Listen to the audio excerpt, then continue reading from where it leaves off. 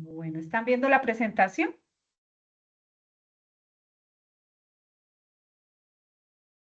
¿Ya están viendo la presentación, sí? Sí, sí, sí. Ok, Sí, listo. sí, señora, profe. Vale, gracias. Entonces, qué chévere que hoy nos acompañen varios aprendices. Me alegra mucho poderlos encontrar en este espacio, ver que están así de comprometidos. Me da mucha alegría de verdad sentir que están motivados y disciplinados con su proceso formativo. Hoy, como les decía, entonces estamos en nuestra sesión número 2 de la competencia transversal Derechos Fundamentales. Hoy con esta sesión ya culminamos nuestra competencia. Realmente fue una competencia muy corta, pero que tiene muchísima información valiosa dentro de su proceso formativo. Entonces, es de vital importancia que entreguen las evidencias. Hasta el momento, haciendo el recorderis de la sesión que tuvimos antes de salir a Semana Santa, teníamos una primera evidencia que fue el informe de trabajo decente, derechos individuales y colectivos. También una felicitación especial porque han venido entregando varios de los compañeros. Hay otros que están pendientes de la ficha 48 hasta el momento. Hasta ayer que revisé el centro de calificaciones y la plataforma, habían entregado 6 personas y en la 38 han entregado 4. Entonces, todavía nos faltan varios aprendices por hacer entrega de la evidencia, por lo cual les pido que no se dejen acumular, ¿no? Ya serían 2 evidencias de derechos fundamentales. Entonces, para los aprendices que nos acompañan y para los que también van a ver la grabación, recordarles que para esta competencia tenemos que entregar 2 evidencias. La primera, que se habilitó el 1 de abril, que es el informe de trabajo decente, donde tienen que hacer una actividad interactiva en EducaPlay, hacer una infografía y un mapa conceptual. ¿Listo? Son tres partes en las que se divide esa evidencia. Entonces, no se les olvide hacerlas. Si tienen dudas, por favor, me escriben. Yo les respondo, los asesoro, los oriento para que la puedan entregar. Entonces, hoy, siendo las 7:05 pasaditas, damos inicio a la sesión con el tecnólogo en animación digital de la ficha 311-8338, 314-5348. Estamos en la fase de ejecución. Nuestro orden del día, que normalmente nos permite tener una sesión muy organizada, nuestro saludo, que ya lo hicimos. Vamos a mirar cuáles son los resultados de aprendizaje que esperamos abordar con esta sesión del día de hoy. Un segundito, acá lo de ingreso a un compañero. La temática y la entrega de la evidencia, ¿cierto? Y la fecha según el cronograma propuesto. Y el espacio para dudas e inquietudes para que ustedes aprovechen ese espacio y podamos aclarar cualquier solicitud que ustedes tengan. Bueno, entonces, con esta temática que vamos a desarrollar la noche de hoy en nuestra sesión, vamos a abordar 2 resultados de aprendizaje. Uno es valorar la importancia de la ciudadanía laboral y el otro reconocer el trabajo como factor de movilidad social. La temática que vamos a abordar es la que tiene que ver con esos mecanismos de protección que existen para hacer valer esos derechos frente a vulneración o incumplimientos de los mismos. ¿Cuáles son las herramientas? ¿Cuáles son los instrumentos cuando vemos que hay una vulneración, un incumplimiento a un derecho fundamental? ¿Qué podemos hacer? ¿A quién debemos recurrir? Hoy vamos a hablar de esa temática y en el marco de esa temática es que vamos a desarrollar nuestra evidencia. Entonces, bueno, aquí haciendo como un recorderis que hablábamos la sesión pasada, donde hablamos que el derecho al trabajo es una conquista que se ha hecho, que no nació de ayer tarde, sino que es algo que viene con el trabajo de muchas personas, de muchas organizaciones, de muchas movilizaciones también que se hicieron en todo el mundo, donde se pretendía que el trabajo fuera un derecho y que tuviera unas garantías también de trabajo decente, que lo hablábamos que la OIT es una de las entidades que promueve que existan condiciones idóneas donde prevalezca el bienestar del trabajador, donde se le brinden esas garantías, donde haya un empleo formal, ¿cierto? Porque hoy en día vemos que hay empleo, pero la mayoría de empleo que se observa es un empleo informal, es decir, que no tiene las garantías que debe tener todo trabajador.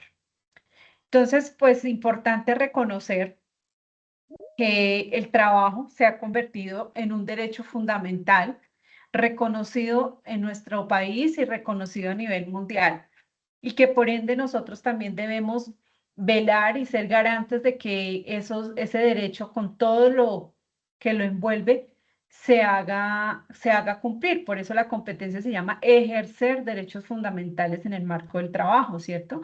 Nosotros debemos también que ser garantes de que eso se cumpla y ante cualquier situación de vulnerabilidad también poder alzar la mano y la voz de protesta.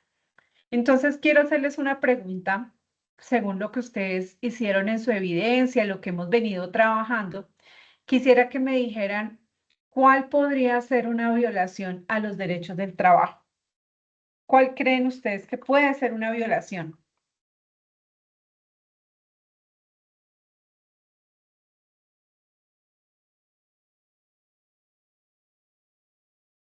Despidos injustificados, profe. Muy bien, Laura. O Un, negación al derecho de vacaciones. ujú. Un despido sin justa causa, ¿no? Especialmente cuando hay un tipo de contrato a término indefinido, deben haber unas causales muy claras sobre por qué se termina ese vínculo laboral. Y si no, pues las personas, la empresa debe acarrear con las sanciones pertinentes y las indemnizaciones que debe darle al trabajador por ese despido sin justa causa. Entonces, muy bien. ¿Cuál era el otro que me decías, Laura? El de negar las vacaciones, profe. Unas Ah, ok. vacaciones justas. Sí, acuérdense que hablábamos en la sesión pasada de la necesidad de que existan los periodos de descanso, que hay unos periodos que se toman en la jornada de trabajo, unas entre jornadas, y hablábamos de las vacaciones, ¿no? De que todo trabajador tiene derecho a, por cada año trabajado, a 15 días de remuneración de vacaciones pagas, pues remuneradas para que pueda generar ese equilibrio que se necesita entre el trabajo y la salud física y salud mental, ¿cierto? Muy importante. Entonces, no, si en algún momento alguna empresa dice, no, pero es que yo lo necesito acá, yo no le puedo dar sus vacaciones, pues está claramente violando un derecho. Si en algún momento el trabajador dice, es que yo no me quiero tomar todo el periodo de vacaciones, quiero que me paguen, solamente se puede una parte de esos 15 días ser pagados, pero debe garantizar que la otra parte, el otro periodo, el trabajador tenga el derecho al descanso, ¿no? Porque para eso se diseñó y para eso está ese derecho del trabajador, para que precisamente descanse, renueve energía, se desconecte del tema laboral y vuelva nuevamente a su nivel de producción cuando llegue a la empresa. Muy bien. ¿Cuál otro podría ser? Profe, el exceso de horas sin pago extra. Muy bien, Daniela. Trabajos que sobrepasan la jornada laboral, o sea, horas extras y que éstas no sean reconocidas. Entonces, hoy en día vemos que hay una reforma laboral donde es muy explícito con el cumplimiento de las horas extras y que por nada, espera un segundito acá, hay alguien aquí en el... Ajá. No se puede evitar pagar esas horas extras. Hay una jornada laboral establecida y lo que pase de ahí ya empiezan a contar como horas extras y deben ser reconocidas al trabajador. No pagar a tiempo el salario, muy bien, claro, no pagar al tiempo el salario. A veces las cosas se normalizan, ¿no? En las empresas y la misma necesidad lleva a que las personas digan, bueno, yo espero unos 8 días, espero unos 15 días, espero un mes y nada que pagan, bueno, pero yo creo que me van a pagar y se normaliza la situación y resulta que eso no es normal, es una clara vulneración a los derechos porque hay unos periodos de trabajo y en esos periodos de trabajo pues deben ser remunerados. Muy bien, chicos, vamos a mirar este video que nos va a ayudar a recordar un poquito cuáles son esos derechos y a quién podemos acudir frente a esas quejas o reclamos que podamos tener frente a posibles vulneraciones.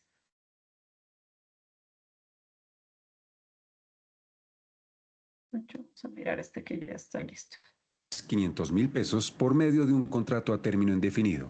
La empresa no le pagaba su pensión y ARL. Ante esta situación, Juan se acercó a la Dirección Territorial del Ministerio del Trabajo de la ciudad para dar a conocer su caso. El Ministerio del Trabajo realizó una inspección a la empresa y comprobó que estaba incumpliendo el pago a seguridad social de los trabajadores. El Ministerio del Trabajo impuso una multa y dio a conocer a los trabajadores los derechos laborales que tienen al prestar sus servicios a una organización. Las trabajadoras y trabajadores tienen derecho a un salario justo y equitativo, que debe ser suficiente para cubrir sus necesidades básicas y las de su familia. Derecho a la seguridad social. Esto incluye salud, pensión y riesgos laborales. Derecho a la estabilidad laboral. Significa que los trabajadores con contrato a término indefinido no pueden ser despedidos sin una causa justa. De lo contrario, tienen derecho a una indemnización. Derecho a la libertad sindical. Tienen derecho a afiliarse a un sindicato y participar en actividades sindicales sin que esto afecte su relación laboral con el empleador.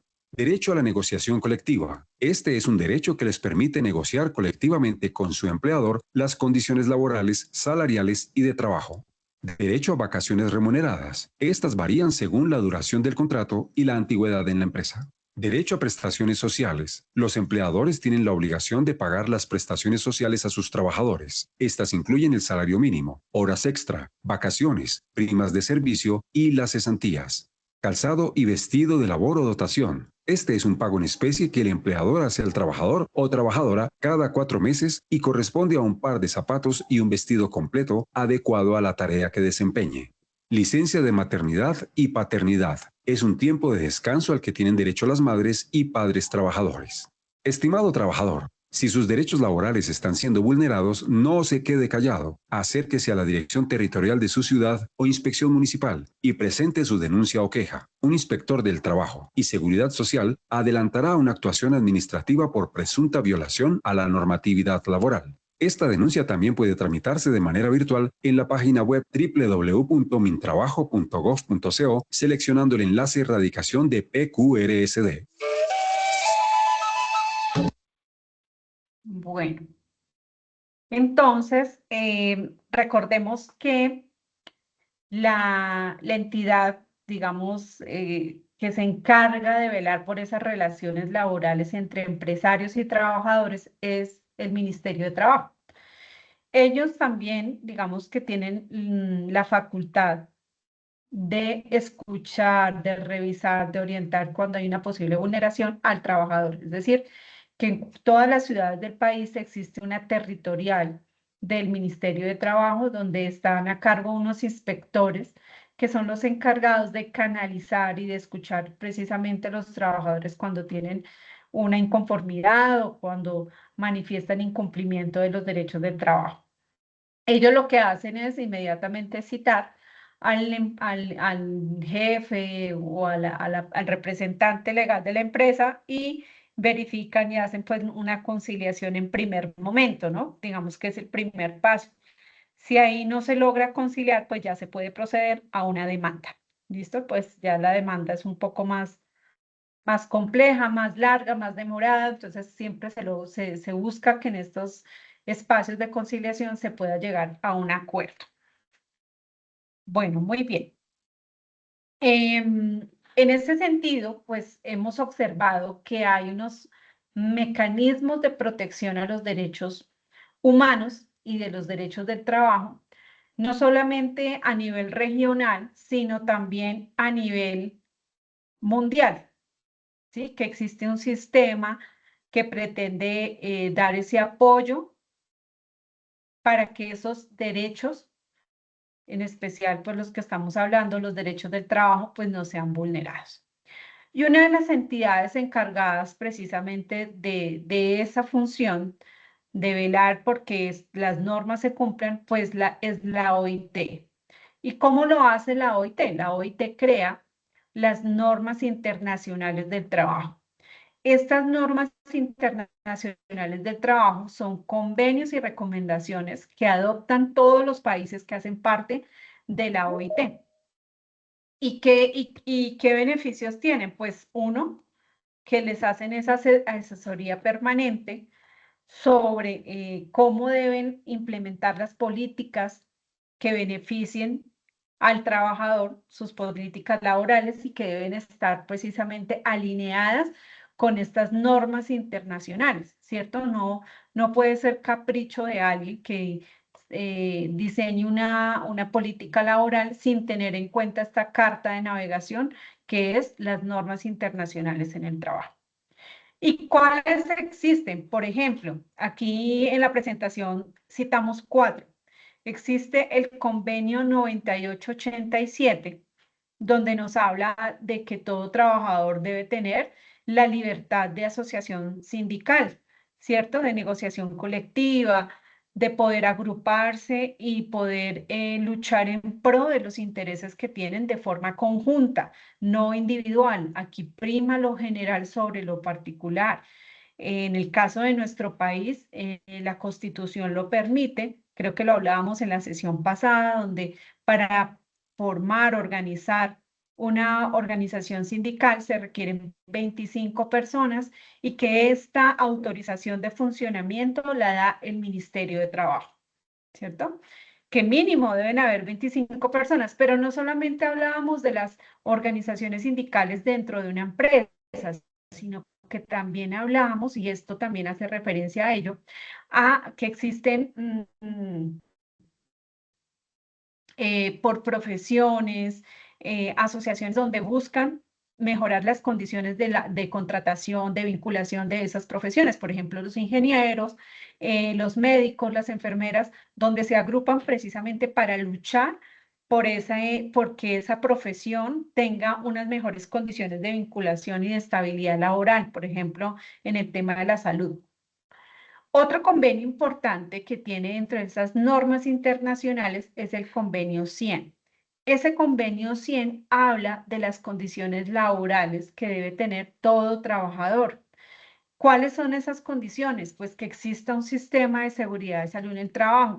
Esto es importante porque hace unos años, pues no era obligatorio que las empresas tuvieran este sistema, ¿cierto? Era la empresa que lo quería adoptar. Hoy en día es obligatorio que todas las empresas tengan su programa de seguridad y salud en el trabajo, donde se brinden estos programas de prevención, se mitiguen los riesgos que existan de pronto de accidentes, de enfermedades laborales, es decir, donde se pueda proteger a ese trabajador en ese ambiente, en ese espacio, en esa dinámica laboral.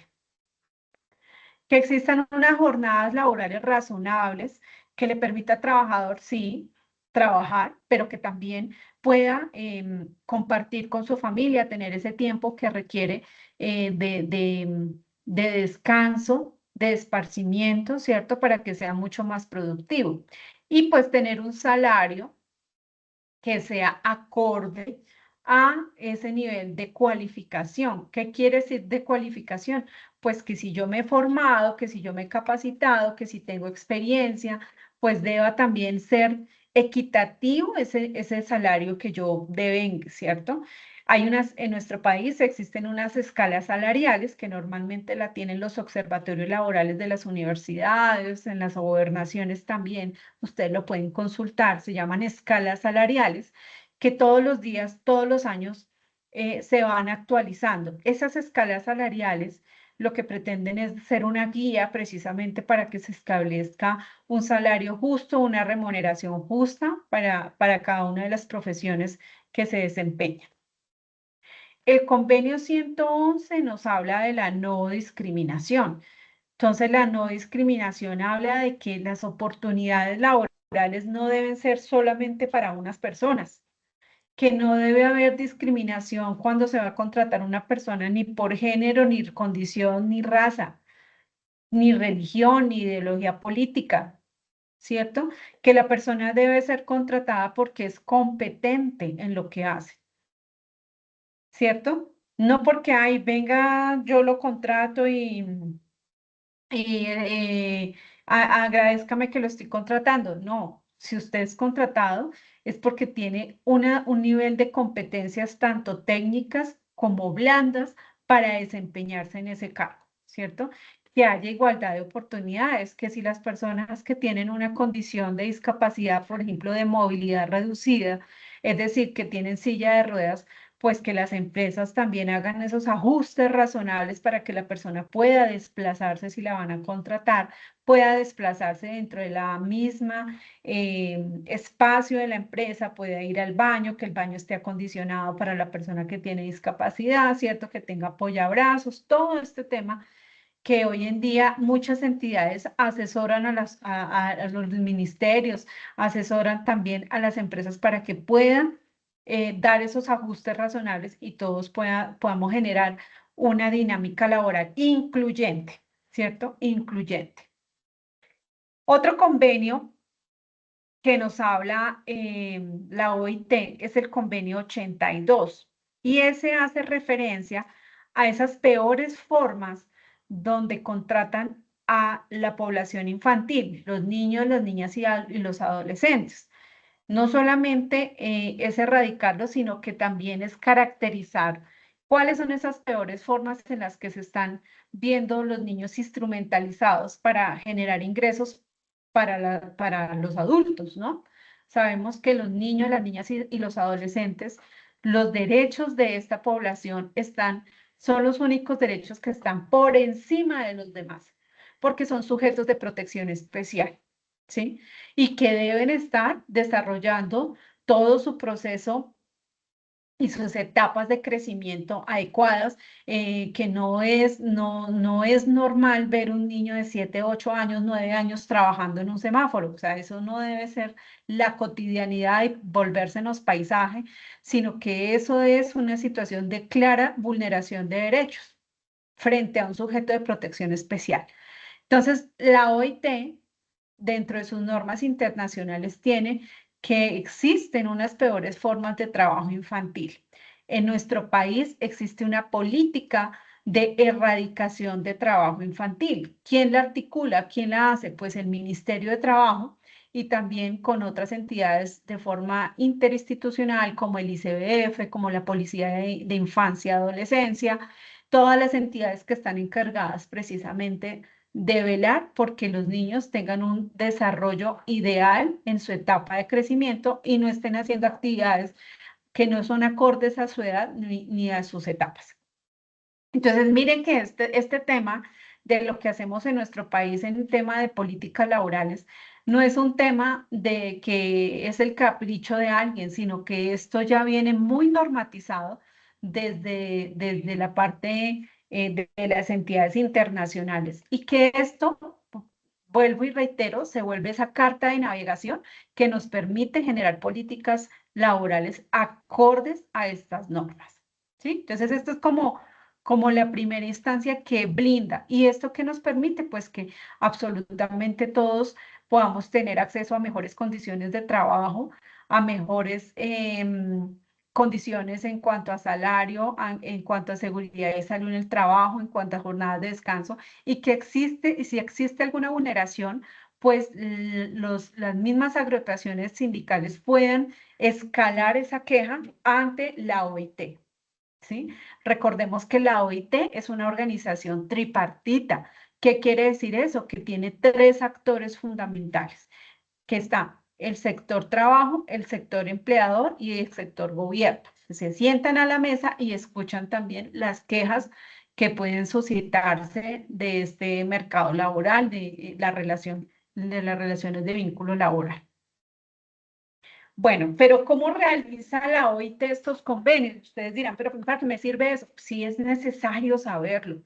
Es necesario saberlo porque si yo en algún momento tengo una queja, pues tengo que saber cómo se organiza, cómo se estructura, cómo hace la organización internacional para determinar que eso es una norma internacional, que se debe aplicar, que tiene un resorte no solamente en algunos países, sino que también en nuestro país, efectivamente, todas las políticas que hacemos están cobijadas bajo todos los convenios y las normas que crea la OIT.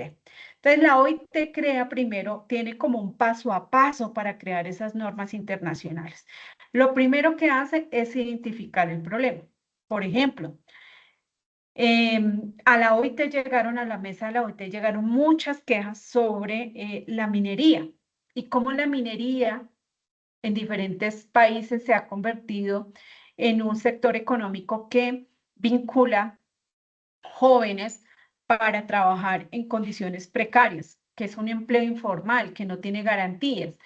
Entonces, esas peores formas llegaron a la mesa de la OIT y allá lo que hacen es analizar si ese problema efectivamente atañe a muchos países o si definitivamente pues requiere un trato muy sectorizado. Para hacer una norma internacional debe ser una problemática a nivel general, es decir, a nivel mundial que se observe. Una vez se identifica el problema, lo someten a discusión. Esta discusión se hace pues con los 3 miembros de la OIT, los delegados de los trabajadores, de los empleadores y pues el gobierno, y ellos analizan y identifican si es una problemática generalizada y determinan si efectivamente eh, es un problema y que se debe crear una norma que genere políticas para que mejoren esas condiciones. Entonces, una vez establecido el problema, lo que hacen es que en la Conferencia Internacional del Trabajo, que es en Ginebra, Suiza, una vez al año que se reúne la OIT, ellos exponen esa problemática. Y es ahí donde la someten a votación y aprobación para determinar si efectivamente se va a aplicar como una norma internacional. En esa votación, pues todos los delegados de los países tienen voz y voto, y si efectivamente ratifican que debe existir un convenio, pues lo firman en ese mismo instante. ¿Qué quiere decir eso? Una vez esté firmado y esté aprobado, no quiere decir que ya los países deban aplicarlo. No, los países deben ratificar que efectivamente están de acuerdo con ese convenio, y una vez los países ratifican, entonces lo que hace es que la OIT realiza un seguimiento y una supervisión a la aplicación de esa norma internacional. Es decir, nosotros acá en Colombia tenemos diariamente la representante de la OIT para nuestras naciones andinas aquí en nuestro territorio. Y ella es la que hace esa supervisión, pero también la asesoría de cómo van a implementar esas políticas que apunten al cumplimiento de los convenios, ¿sí? Vigilan, supervisan y también piden informes periódicos para ver qué está haciendo el país en materia de ese convenio. Entonces, fíjense que es muy importante este paso a paso y que todo tiene un procedimiento muy, muy riguroso en la formulación de esas normas internacionales. Entonces, esta es una de las entidades que más vela por la protección de los derechos de los trabajadores a nivel internacional. Muy bien, pero ¿cómo funciona en nuestro país? ¿Qué pasa si hay una vulneración en nuestro país sobre los derechos fundamentales?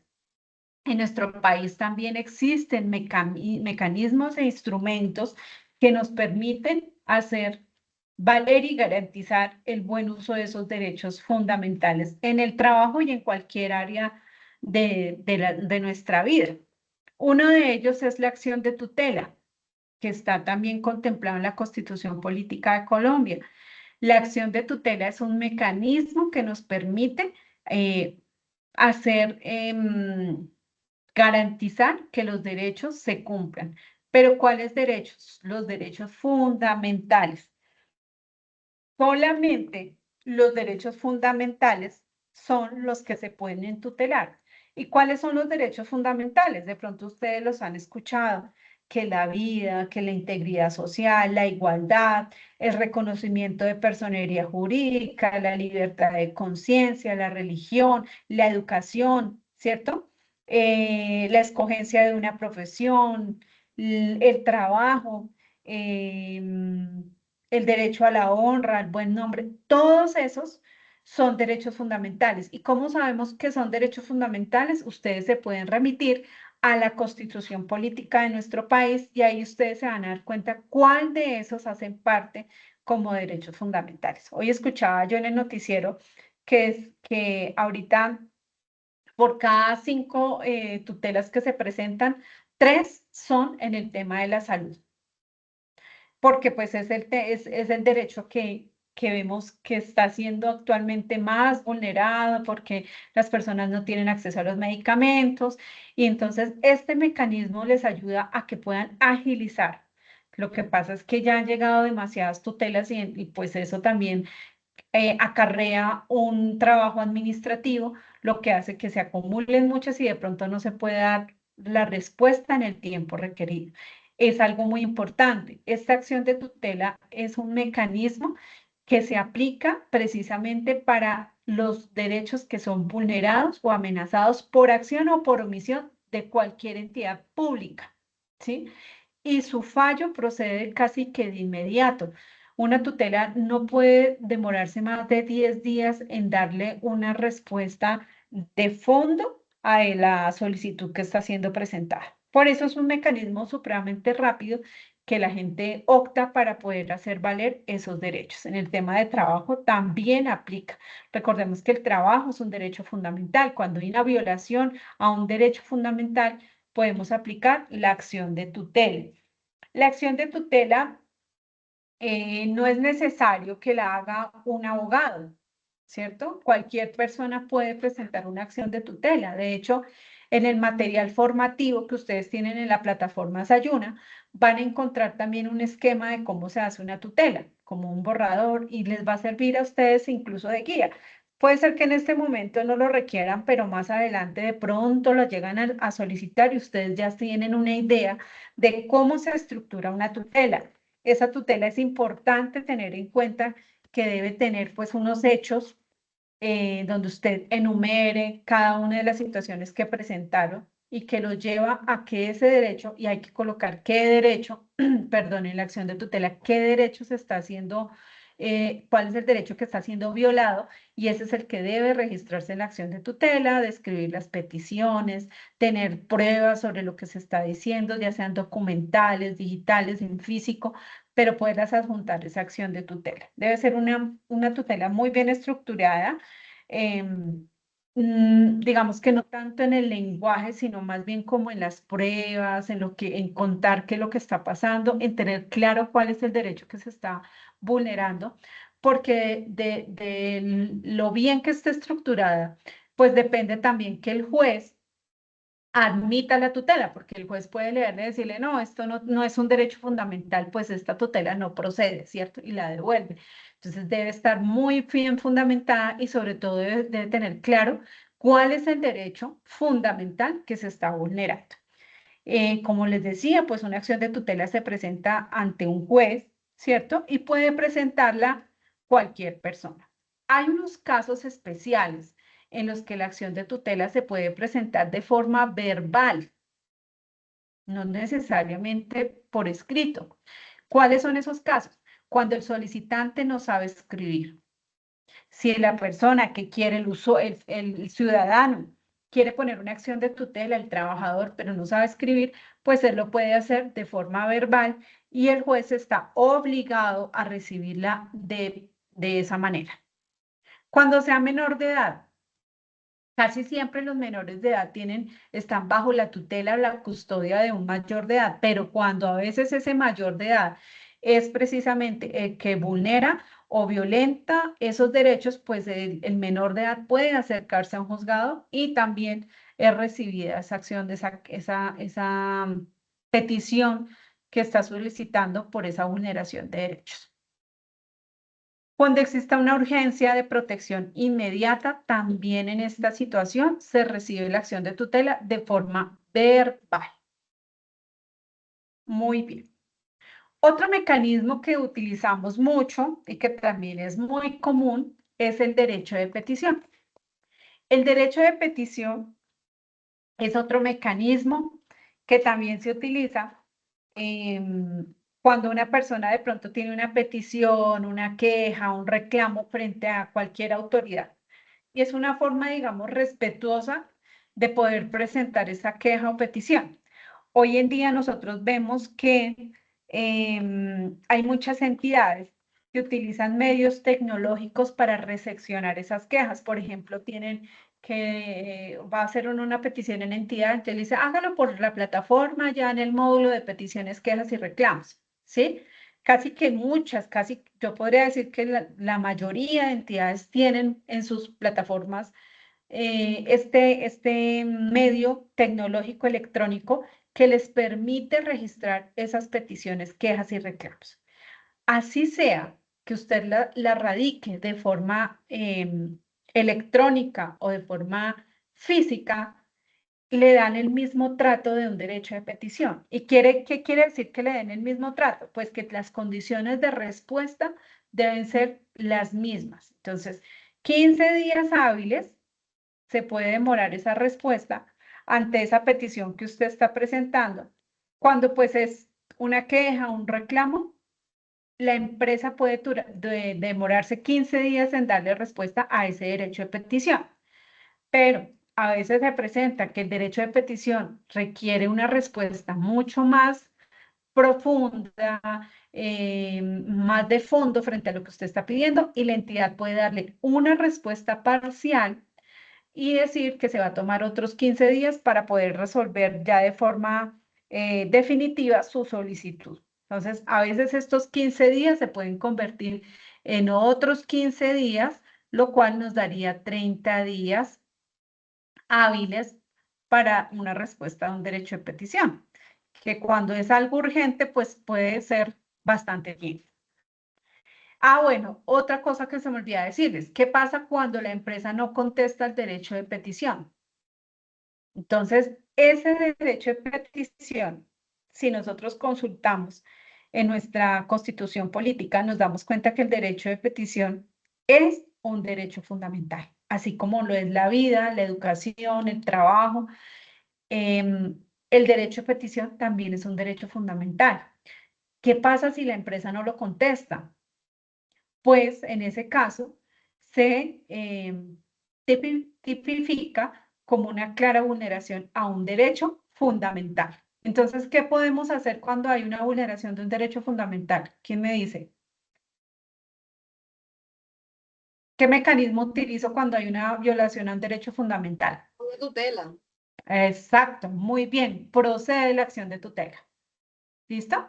Porque me están violentando un derecho fundamental, que es el derecho de petición, al cual yo tengo como ciudadano, como trabajador, de presentar solicitudes respetuosas sobre una queja, una petición o para resolver alguna situación. Yo tengo derecho. Y si la empresa no contesta, pues es un silencio administrativo, lo cual se tipifica en una vulneración a un derecho fundamental. ¿Sí? Entonces es importante que lo tengamos en cuenta. Digamos que el derecho fundamental se convierte como en una de esas pruebas que yo necesito para sustentar mi acción de tutela. Otra acción de cumplimiento o otro mecanismo de protección es la acción de cumplimiento. La acción de cumplimiento obedece cuando hay una ley que está siendo vulnerada. Por ejemplo, la ley que tenemos de protección de datos en nuestro país. Resulta que yo tengo mi información en una entidad bancaria, pero la están compartiendo con otras empresas. Eso es una clara vulneración a una ley que está establecida. Entonces, lo que procede en esa situación es una acción de cumplimiento. Entonces, primero la solicitud se pasa ante la entidad, ante la empresa, y la empresa tiene que empezar a adelantar sus procesos administrativos, sus acciones disciplinarias frente a ese funcionario que se presume está haciendo, violando una ley interpuesta pues en nuestro país. Entonces, esa es la acción de cumplimiento que también se puede hacer de forma individual, se puede presentar de forma individual en asociaciones o sociedades, o sea, de forma grupal también. En nuestro país existen varios mecanismos de protección a los derechos, ¿no? Está también, aparte de la acción de tutela y el derecho de petición, está pues el tema de habeas corpus, que habla pues de cuando la persona tiene una detención ilegal, tiene hasta 36 horas para que se le resuelva su situación, ¿cierto? Cuando es de forma arbitraria. Está también otro mecanismo que es el de habeas data. Recordemos que cuando una persona pues es, digamos, reportada en las centrales de riesgos por tema de bancos, pues tiene derecho a que se le actualice, se le rectifique su información personal. También pues las acciones inconstitucionales, está el derecho a la defensa, bueno, hay muchos más, pero los que más utilizamos nosotros en nuestro diario pues son acción de tutela, son el derecho de petición, que son estos mecanismos que nos permiten poder tener resolución o respuesta a esas inquietudes o quejas o vulneraciones de los derechos.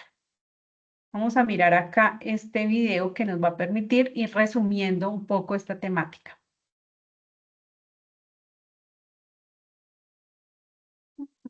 Un segundito.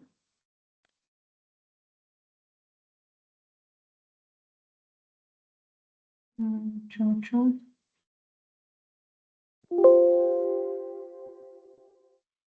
Voy a mirarlo acá. Daniela, tienes la manito levantada. Mientras yo acá comparto Bueno, el video. dos preguntas. Dime. Digamos, en este caso, digamos, la persona, bueno, tiene una cierta condición de discapacidad, pero lo digo, digamos, a mí hace como 2 años le dio la trombosis y Sí. la EPS no, o sea, por más que decimos, mandamos papeles para que nos mandaran así sea una enfermera para poder sostener la discapacidad de mi mamá, ya que pues como no podía caminar, perdió la movilidad de las manos, de las piernas. Nunca fue, digamos, por más que mandamos todos los documentos para que se hiciera una erradicación y otro procedimiento, nunca fue válido. En este caso, Sí, eh, hay, pues no sé, como sugerencia, como siempre, digamos, tener en cuenta que, digamos, si la persona de discapacidad tiene una empresa, toca también ver todas esas cosas que, digamos, si la persona tiene una, por decirlo así, discapacidad más alta, porque, digamos, puede que por cosas del estrés o una u otra causa, no sea, no, por decirlo así, se pierda la vista o algo así. N- Muchas veces por más que uno haga papeles, a veces a uno no le dan como cierto, ¿cómo se le puede decir eso? Eh, trato trato. para poder salir adelante con ese, poder tener así sea unas terapias Ujú. adecuadas al tratamiento de la persona. Pues Daniela, el derecho es que la empresa siempre conozca los antecedentes de sus trabajadores y que esa actividad laboral que se vaya a hacer, pues no desmejore su condición de salud, no la deteriore. En ese caso, pues si hay alguna, y también es deber del empleador, del trabajador, comentar esa situación, ¿sí? Porque pues el empresario muchas veces contrata a la persona y no, pues no conoce todo su historial, ¿no? Entonces, como trabajador, ya yo también tengo el deber de informar esa condición de salud, o esa situación o esa condición de discapacidad. Por eso hablábamos, Daniela, desde la sesión pasada, y creo que también lo hemos hablado por chat interno, la necesidad tan importante de, en el caso de discapacidad, de tener el certificado de discapacidad. Porque con ese certificado de discapacidad, digamos que el empresario debe tener esas condiciones ideales para que no se deteriore la salud de su trabajador, sino por el contrario, que sean unas condiciones idóneas donde él pueda desempeñar o ella pueda desempeñar su cargo, ¿sí? A veces mm, no, no voy a tapar el sol hay una crisis en el tema de salud en nuestro país y eso ha ocasionado a que haya un represamiento incluso de las acciones de tutela, que es un mecanismo que es muy rápido para dar respuesta, pero hay que utilizar, o sea, esos mecanismos están ahí, hay que empezar a trabajarlos y utilizarlos, hay que interponer esas acciones de tutela porque en ningún caso, digamos que el Estado debe ser garante por velar por el bienestar de su población, ya sea en el marco de que estemos en un régimen contributivo subsidiado, pero debe velar por ese bienestar de cada una de las personas. Entonces, esos mecanismos están. la tramitología es un tema que es desgastante y que en algunas entidades no funciona de la manera que debería. Hay una ley antitrámite que debería disminuir un poco todo este tema de los documentos que nos piden cuando hacemos alguna solicitud, ya sea en tema de salud o en otros temas. Pero pues vemos que a veces es un poco lento los procesos. Entonces, lo que yo te invito es a que utilicemos esos mecanismos que existen. En primer momento, si veo que no hay una atención idónea, rápida a la solicitud que tengo, digamos en el tema de salud que me dices, pues pasar un derecho de petición. Si ese derecho de petición no funciona, pues inmediatamente interponer una acción de tutela. Digamos que ese es como el trámite que se debe seguir, y hay que utilizarlos, hay que utilizar esos mecanismos. ¿Vale, Daniela? Vale, profe, muchas gracias. No, cualquier cosa ahí me escribes. Bueno, voy a ponerles acá este video para ir resumiendo un poquito lo que hemos hablado, y ya pasamos a explicar la evidencia que vamos a desarrollar.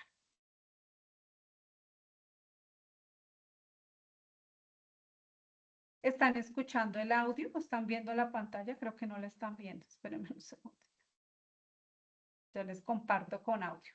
No, profe, no se está escuchando ni bien. Ya. Ya, ahora sí la escuchan, ¿sí? Y están viendo el video. Sí, profe. Sí, profe, ahora sí. Gracias por confirmar.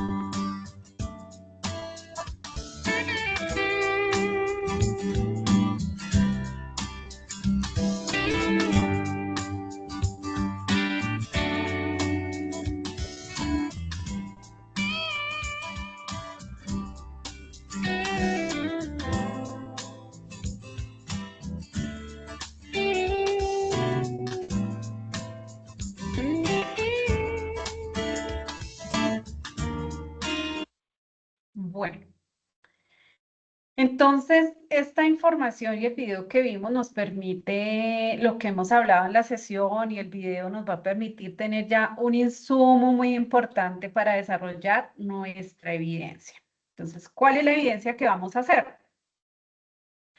Entonces, esta evidencia es mucho más sencilla, más corta con relación a la anterior, que la hicimos en grupos. Algunas personas me han informado pues que querían hacerla en grupo, entonces procedimos a desarrollarla en grupo. Esta evidencia sí es de manera individual. Esta sí la vamos a hacer individual. Hay que hacer un gráfico. Consta de hacer un gráfico sobre los mecanismos de protección de los derechos fundamentales. Ustedes son supremamente creativos, su programa de formación les permite desarrollar esa habilidad, la creatividad. Entonces, es diseñar un gráfico. ¿Y qué es un gráfico? Un gráfico puede ser un cuadro comparativo, un mapa conceptual, un mapa mental, un diagrama de flujo, una historieta, si ustedes la quieren hacer. La idea es que podamos hacerlo de forma tanto gráfica como contexto, poder establecer cuáles son esas características de los mecanismos de protección que vimos. Solamente vamos a trabajar derecho de petición y acción de tutela. ¿Cuáles son las características? ¿Cuándo aplica? ¿Cuándo procede? ¿Ante quién se presenta? ¿Sí? Muy creativamente lo vamos a hacer a través de ese gráfico. Entonces, lo dejo a la creatividad que ustedes tengan, lo puedan hacer, lo puedan implementar, puede ser a través de un video animado también. La idea es que ustedes pongan en práctica esos conocimientos que han adquirido y esas habilidades que han desarrollado dentro de su programa formativo y puedan explicar mediante ese gráfico cuáles son esas características de los dos mecanismos que existen muy importantes de los que hablamos hoy. Los voy a dejar acá para que lo tengamos claro, que solamente vamos a trabajar porque existen muchos mecanismos, pero vamos a trabajar solamente acción de tutela y derecho de petición. ¿Listo, chicos? Para que ustedes lo hagan y utilicen toda la creatividad de lo que han venido aprendiendo en su programa de formación de animación. Entonces, el gráfico pueden hacerlo incluso de forma manual. En otros grupos me han entregado diseños en hojas y le toman una foto y lo envían. Es maravilloso, o sea, todo es válido y yo valoro mucho también eso porque sé que a veces pues que no tenemos internet, bueno, nos pasan muchas cosas. Si lo quieren hacer, lo pueden hacer de manera manual, lo digitalizan y lo suben a la evidencia. También es totalmente válido. ¿Listo? Lo importante es que lo adjunten, un máximo 2 hojas pueden tener, utilizar. Importante, a mí me gusta conocer las conclusiones, que hagan el ejercicio y conocer la conclusión, lo que ustedes piensan sobre el tema, si están de acuerdo, conocer ese criterio que tiene cada uno frente a la temática que hemos desarrollado. Para hacer el envío de la evidencia, entonces nos vamos a remitir a la AP8, Derechos Fundamentales, gráfico sobre mecanismos de protección de derechos fundamentales. Lo llamamos gráfico porque queremos ver, pues que ustedes elijan la manera, el medio en que lo quieran hacer, más creativo. Como les digo, puede ser un cuadro comparativo, puede ser un mapa mental, puede ser un diagrama de flujo, puede ser una historieta, puede ser un video, como ustedes lo Profe, quieran. perdón, Señor, disculpa, me interrumpí. Ay, fue por acá. Disculpa interrumpirte. tranquila, Sería específicamente ahí sobre la acción de tutela y derecho de petición, ¿cierto? solamente, sí, sí, Listo, sí, profe. por estos Muchísimas gracias. dos. No, a ti por la pregunta. Acción de tutela y derecho de petición. ¿Listo? Si utilizan la IA, que ahora es muy común, como les digo siempre, la pueden utilizar, la pueden consultar siempre y cuando citen cibergrafía o si vieron y consultaron otras fuentes de dónde sacaron la información. Es muy importante que nos acostumbremos a hacer eso, pues por derechos de autor, porque ustedes también tienen que velar y cuidar el tema de que no sea plagio, ¿cierto? Todas esas cosas que están en nuestro reglamento del aprendiz. Entonces, acción de tutela y derecho de petición, hacer un gráfico. Y profe, ¿qué va en el gráfico? Pues vamos a decir cuáles son las características, cuándo aplica, ante quién se presenta una acción de tutela, ante quién se presenta un derecho de petición, que todo eso lo hemos venido hablando en esta sesión. O sea, si estuvieron súper juiciosos, con esta sola sesión sacan el ejercicio. Esta evidencia va a estar habilitada desde el 8 de abril, es decir, del día de hoy a las 00, y va a ir hasta el 14 de abril. ¿Listo? 14 de abril a medianoche se cierra esta evidencia. Entonces es importante que la hagan, la adjunten. Es individual porque pues es un gráfico y la idea es que cada uno se centre, interiorice bien la información. Aquí les traje un pantallazo para que miren un poquito dónde estamos.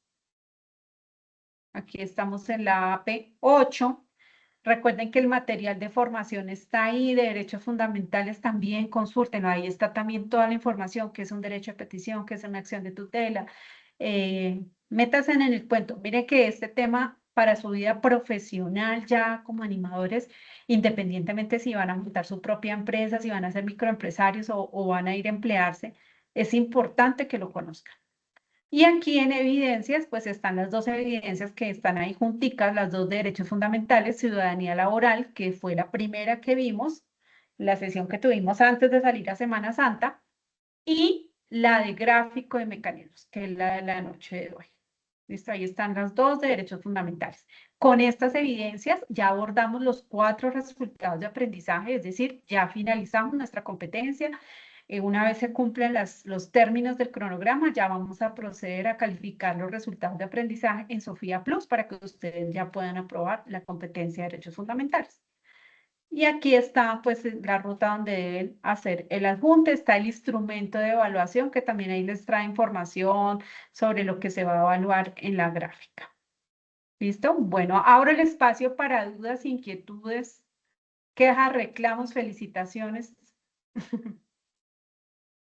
Cuéntenme, los escucho, las escucho. ¿Quedó clara la evidencia? Sí, profe, Sí, muchas señora. gracias. Daniela, ¿te quedó clara la evidencia? ¿O tienes alguna duda? Sí, profe, muchas gracias. Bueno, Daniela, gracias. Felipe. Felipe Fernández, ¿nos escuchas?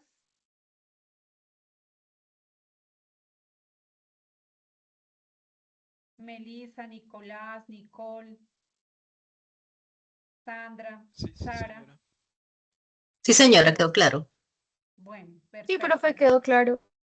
Listo, Nicole, perfecto. Muchas gracias por contestar. Profe, Ok, una pregunta. Felipe, no me sirve el micrófono, pero es claro. Listo, dime, Sandra. Sí, no sé si yo no he colocado asistencia, no sé si había asistencia, es que como no entré a la hora, me demoré un poquito en entrar. No, tranquila, Sandra, yo la ¿No? asistencia la tomo del Teams, de abajo Bueno, directamente de Teams. ¿Listo? listo, sí, señora, gracias. Entonces, no, ustedes por la participación, por estar atentos, cualquier cosa estoy ahí, creo que no nos vamos, de pronto voy a estar otro poquito más acompañándolos, pero ya en sesiones en línea, pues ya terminamos la competencia, les deseo todos los mejores éxitos, chicos, con todas, ya estamos finalizando esta fase, iniciamos la otra y terminamos etapa lectiva, entonces ustedes son unas personas muy disciplinadas, muy entregadas, entonces hay que seguir con esa misma energía y terminar este técnico. Espero estar en su sustentación de proyectos cuando ya culmine la etapa lectiva. Entonces les deseo muchos éxitos, un abrazo muy grande y que pasen una feliz noche. Muchas gracias, hasta luego. Gracias, profe. Buenas noches.